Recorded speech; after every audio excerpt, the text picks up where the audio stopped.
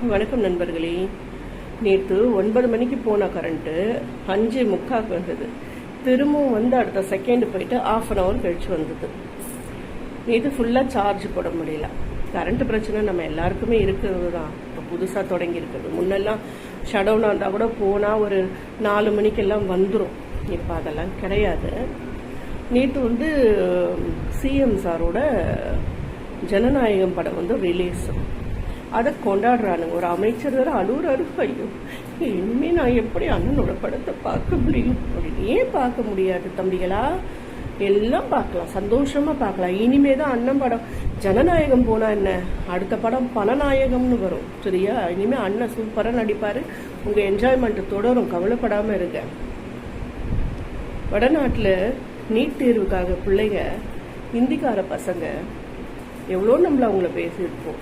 அவங்களோட அந்த பாக்குக்கு போடுறாங்க. ஆனால் அவங்க நம்ம குழந்தைங்களுக்காக நீட் தேர்வு ரத்து செய்யறதுக்காக போராடுறாங்க. ஒரு வார்த்தை கூட உண்மையை வந்து பேசுனதில்லை. இது நல்லா தெரிஞ்சு போச்சு மக்களுக்கு. நீங்கள் அடித்து கற்பூரம் ஏற்றி சத்தியம் பண்ணி நாங்கள் செய்கிறோன்னு சொன்னாலும் நீங்கள் செய்யலைன்னு கண்கூட கண்ணில் பார்த்துட்டு தான் இருக்கோம். இதில் வந்து உண்மையை வந்து அப்படியே பொய்யை வந்து உண்மை மாதிரி பேசுறது விர்ச்சுவல் வார்ஸ். மலேசியாவிலேருந்து ஒரு மண்புழு இங்கே சென்னையில் வந்து ஒரு கேவலமான ஒரு ஹவுத்து போட்டு ஆடுறது. என்னது குத்தனாரு குத்துவாருன்ட்டு பாட்டில் இதுங்களை வீடியோலாம் போய் பார்த்தா திங்கிறது வாந்தி எடுத்துடணும்.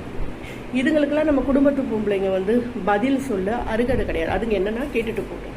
அதுங்களுக்கு பதில் சொல்றதுக்கு நம்ம பெண்களுக்கு வந்து அதுங்க கிட்ட பேசுறதுக்கு அதுங்களோட கேள்விக்கு பதில் சொல்ல அதுங்களுக்கு தகுதி கிடையாது. சரியா? அதனால அதை பத்தி கவலைப்பட வேண்டாம். இது வந்து வடநாட்டில் அவ்வளோ பிரச்சனை. இவனுங்க என்ன பண்றானுங்க, அப்படியே கொண்டாடுறானுங்க. திருத்தணியில வந்து அந்த படத்துக்கு ஒண்ணுமே யாரும் ஆளே வரல. என்ன ஒரு இது நாடாளுமன்றம் அந்த இது மூடுவேன்னு சொன்னாரு கதவை. அப்போ மூடுவேன்னு சொன்னா அந்த எம்எல்ஏ என்ன கேட்பாரு, மூடுறவங்கள நம் எலும்பு உடப்பன்னு தான் சொல்லுவார். நீங்கள் கேட்கல, முட்டாள் முதலமைச்சர் உதயநிதி ஸ்டாலின் உங்கள் ஆளுங்க வந்து படுத்தா சார்கிட்ட சினிமா பச்சை பச்சையாக பேச அதுக்கு ஆக்ஷன் எடுக்கல. அது இல்லாமல் உன்னோட ஆளுங்க ஒவ்வொருத்தரும் ஃப்ராடு தானம் படிக்கணும், லஞ்சம் வாங்கிக்கணும், பொம்பளைங்களை கற்பழிச்சிக்கணும், 500 ரூபா வச்சுக்கணும், பொது இடத்துல கெஞ்ச இது அப்படின்னு இது பண்ணிக்கணும். எவ்வளோ அசிங்கம் நடந்தது. அதெல்லாம் வந்து அவங்களுக்கு எதுவுமே ஸ்டெப் எடுக்கல. இதெல்லாம் மக்கள் கண் கூட பார்த்துட்டு இருக்காங்க. சார், சிஎம் சார், கைது பண்ணா மட்டும் நீங்க பண்ற தப்பு உண்மையாயிடாது. மக்களுக்கு எல்லாமே தெரியும். சரியா? முதல்ல உண்மையை ஒரு துளி